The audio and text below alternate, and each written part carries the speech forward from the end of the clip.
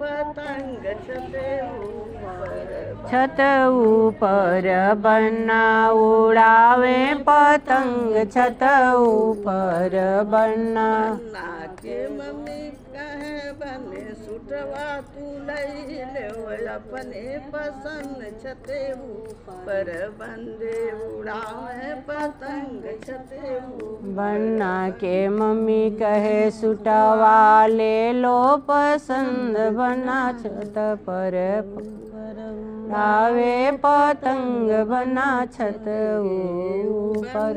के भाभी कहे भैया टैया तू ले अपने पसंद छते ऊपर बने उड़ावे पतंग छते ऊपर बने।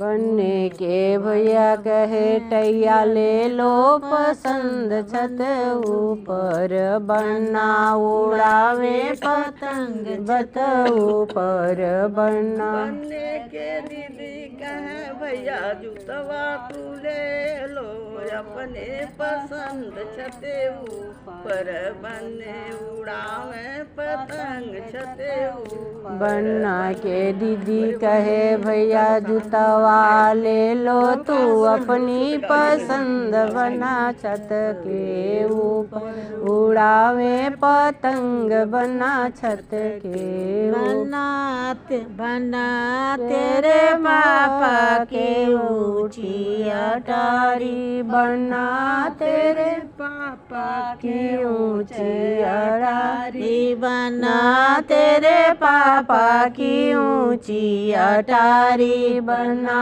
तेरे पापा की ऊंची अटारी बना तेरे पहले पानी पानी निहुरी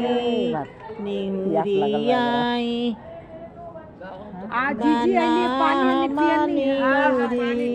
निहुरी आई बना तेरी निहुरी निहुरी आई। बना तेरी मम्मी के नखड़ा भारी बना तेरी मम्मी के नखड़ा भारी बना मौन से बढ़ के आई बना मौन से बढ़ के आई। ये बता।